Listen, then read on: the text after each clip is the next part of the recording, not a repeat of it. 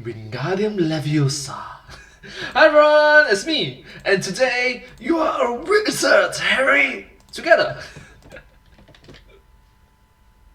The wizarding world needed a hero, and they got the wizarding hero they deserved. Or the wizarding hero they thought they needed? They thought they needed to deserve. The one they thought they wanted to deserve. Ah, screw it. They got Batman.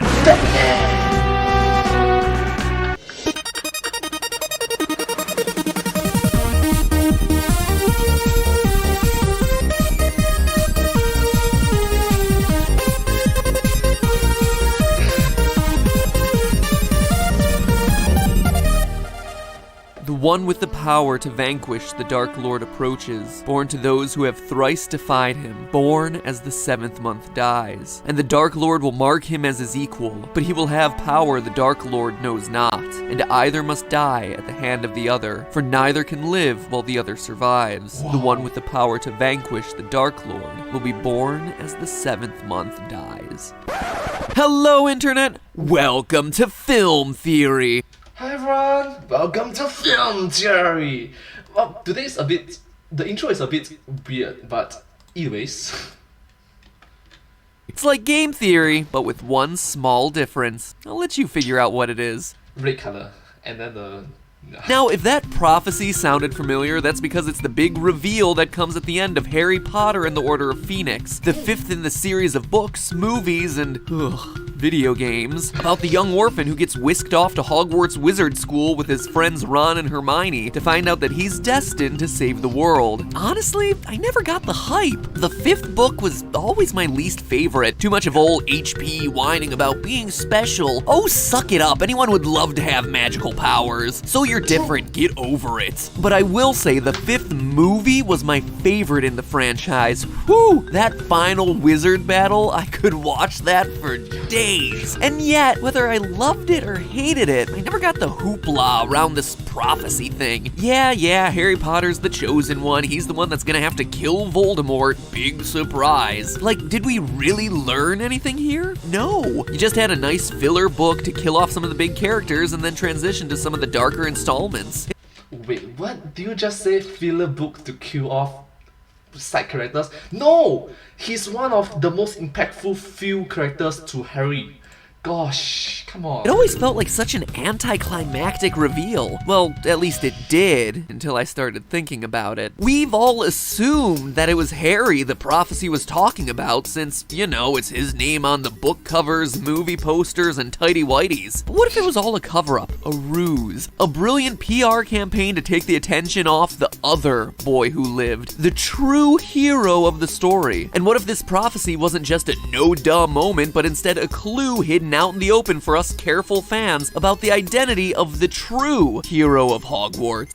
Harry Potter. Sound crazy? Well, let's break down the prophecy. We know that the Dark Lord refers to Voldemort, the evil wizard with the unfortunate nose job, but the rest of this thing is really unclear. We know that the one with the power to vanquish the Dark Lord must have been born to those who have thrice defied old nose slits over here. Okay, well, Harry seems to fit the bill. His parents, Lily and James Potter, were both members of the Order of the Phoenix, a secret society founded by the Hogwarts headmaster Albus Dumbledore to oppose Voldemort, so they probably did their share of fighting. That said, we've never actually been given 3 specific examples, so, you know, that connection is meh at best. What is it with these darn ancient prophecies? Why can they never say in clear English what they mean? Hey you, Scarboy, HP, you're the chosen one. Go kill this guy. Anyway, the hero also needs to be born as the 7th month dies. The prophecy...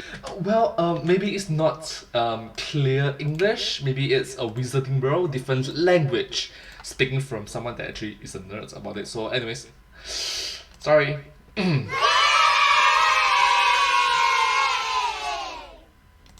Anyways, continue. Is so adamant about this that it mentions it twice, so it's gotta be pretty important. Well, after doing extensive research on the subject, I learned that the 7th month is actually July, and Harry's birthday is July 31st, so that sounds pretty cut and dry. And finally, there are those parts about the Dark Lord marking him as his equal, and You don't say, 31st of July. A power the Dark Lord knows not. With Harry, these two sort of go hand in hand. Voldemort marked Harry as his equal when he showed up at the Potters to kill Harry and avert the prophecy. But instead of killing him with the unforgivable Avada Kedavra killing curse, Lily Potter threw herself between them, sacrificing herself in the process. Voldemort was completely blindsided as a mother's love, something he never knew or felt himself, activated an ancient magic that reflected the curse back onto him and left Harry with an extremely marketable lightning bolt scar. Seriously, it looks like a temporary tattoo. And don't worry, it is. But yeah, the books and movies make it pretty clear that the power Voldemort knows not is love, and which is kind of weird. Why do you have to go a roundabout way of, let's say, eliminating Harry's mother when you can just use brute force? Like, for example, sword, spears, arrows, darts, pistol. I mean, they are living in the modern world, so there is definitely pistol involved. So why? it's exactly that power of love that allowed Just take a rock and use gravity. Harry to defeat him in the Battle of Hogwarts in Harry Potter and the Deathly Hallows Part 2. Ugh. Really? Love is the power. Can we get any more cliched here? Like, couldn't have been something cool, like, I don't know, laser beams. Okay, so let's take a second to step back here and look at the terms of the prophecy objectively. If we're being completely honest, if we were able to find another kid who was born at the end of July, had do-gooder parents, and was loved at some point in his life, you actually have yourself a pretty darn valid candidate for hero of the wizarding world. Well, make that one very specific hero candidate. You have yourself Neville Longbottom. Him? Wait, that's him? That's it. This guy? Wow, he actually turned out to be quite handsome, didn't he? Okay, that's him. Like, wow, puberty did. Ooh, wow. In a strictly platonic, I'm able to appreciate his handsomeness in a strictly platonic way. Don't be getting ideas. Now, I get the confusion. In the movies, Neville was worse than the third wheel. He was a fourth wheel to the Harry, Ron, Hermione tricycle. And yeah, the idea that he's a hero seems like one of those bits of far-flung fan fiction that surfaced in some dark corner of Reddit. But if you go with me on this one for a minute, I think you'll be surprised by what we find. Let's go back to the prophecy. Born as the 7th month dies. That was the biggest and least vague stipulation of the prophecy, and 31st of July. one that would be really difficult for me to fudge. Funny thing is though, I don't have to. Neville's birthday was on July 30th, one day earlier than Harry's, and based on the vague wording, I'd say we have at least a few days window here, especially if the prophecy is okay writing off love as the power he who must have sleep apnea knows not.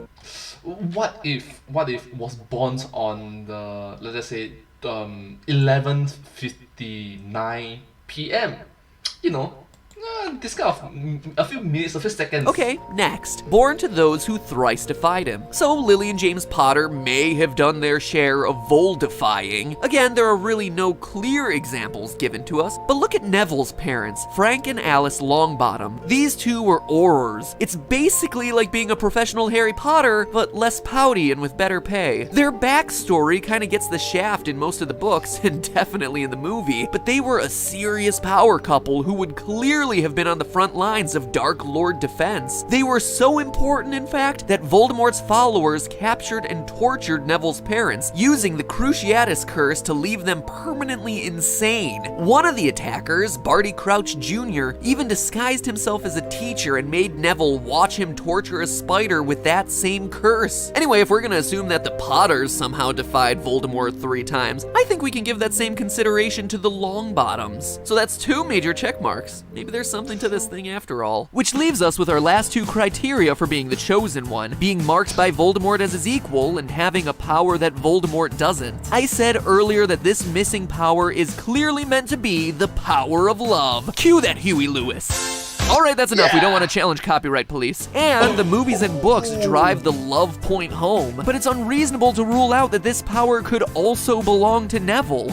I'm the chosen one, right? We've already established that his parents parallel the dedication of James and Lily Potter, maybe even more so, as the only way to disable them was to torture them beyond recognition, a prolonged period of torment as opposed to Lily's snap decision to save her son. So we have just as much evidence to believe that Neville has powerful love juice pumping through his veins just like Harry. Or then again, maybe everyone's wrong and the power Voldemort knows not is herbology, because let's face it, that's what Neville really excels at. And Harry?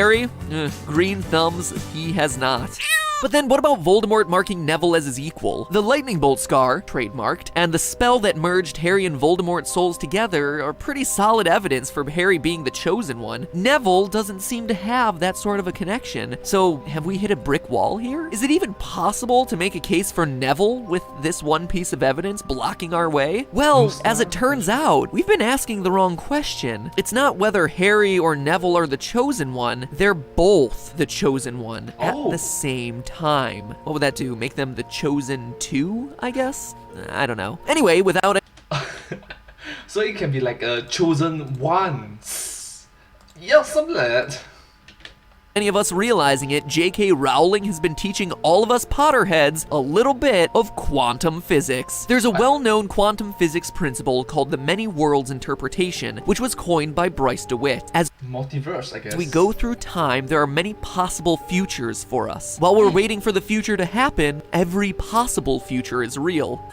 Yeah, that makes a lot of sense. Let me put it this way. I might have cereal for breakfast tomorrow morning, or who knows, I might have leftover cake. Both of those futures are real events. But the many worlds theory says that I decide which one of those real futures I participate in by making the choice to eat that awesome slice of cake. Because let's face it, we all know that that's the future I'm gonna choose because chocolate icing rocks. And yeah, sure, I'll regret it for the rest of the day, but that alternate future, the one where I'm super lame and choose to eat cereal and probably do some push-ups or whatever, ugh, sucks just thinking about it. But yeah, that's still real too. I just chose not to participate in it. So screw you. Oh my god, Matt Pat looks so young in that.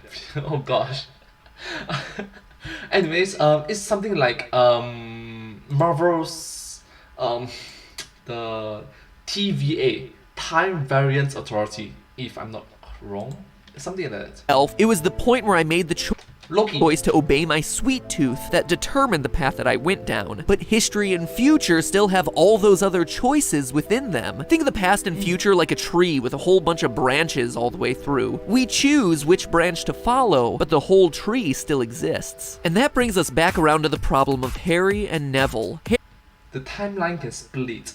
Harry, according to the prophecy, is the chosen one. Neville, according to the prophecy, is also the chosen one. Think about it. We just went through all the reasons either can fulfill the prophecy. There's nothing so remarkable about Harry that makes him more likely of a hero of the wizarding world than Neville, except for one thing. One choice. In this case, the only person who had the ability to choose between these two was Voldemort himself. Of the two equally real chosen ones he could have decided to attack, he chose Harry Potter. He could have just as easily chosen Neville Longbottom, but in choosing Harry, he gave him an entire future, an entire identity as the boy who lived.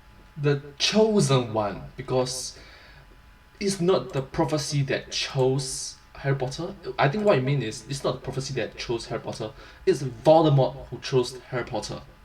Huh, interesting. In a weird way, Harry should be thanking Voldemort. Otherwise, he would have just been, well, Neville. And if you think this theory sounds a bit far-fetched, well, listen to someone you do trust. Mr. I knew the answer the whole time and just chose not to share it with you until the very end. Dumbledore! Albus Dumbledore. See? Dumbledore actually explains this theory to Harry, noting Sorry, that what?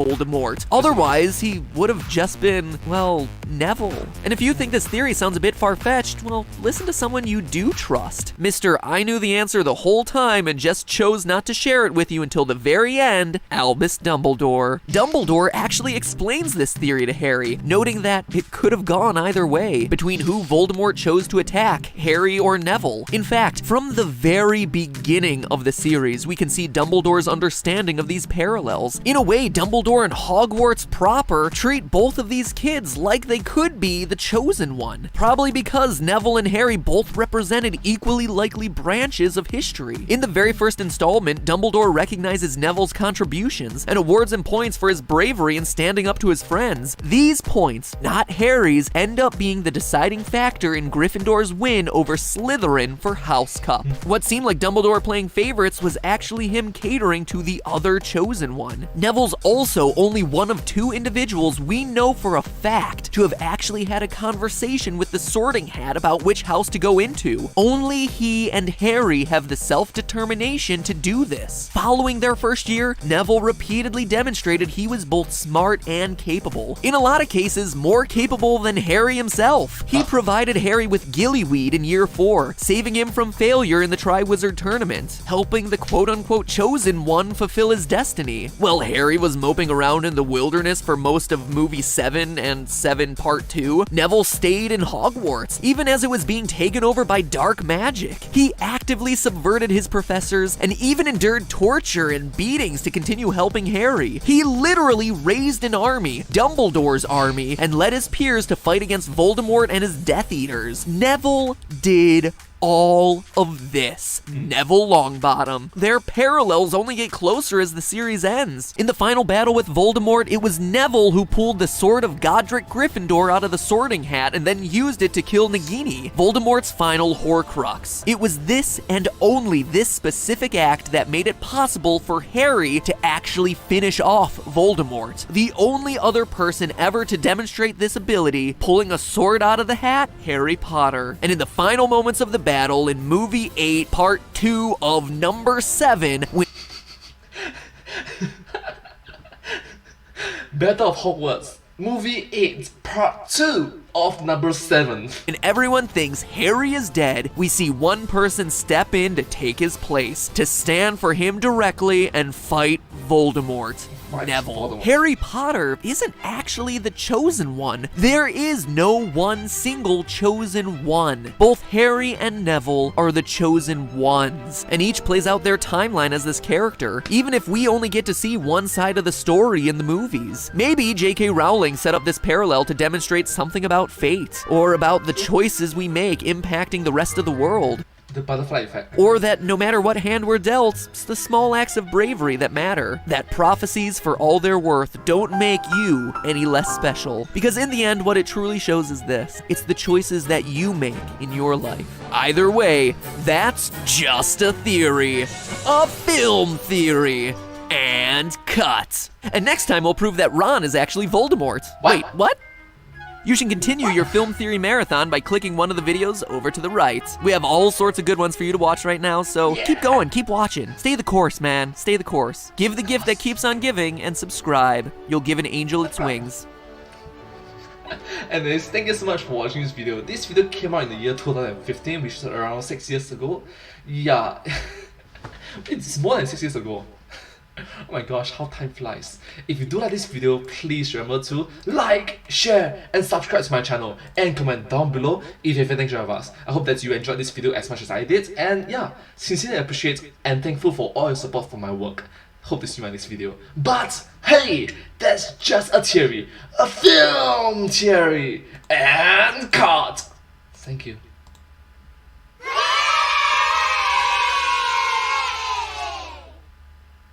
And I'll see you in my next video. Bye bye! Subscribe! Subscribe!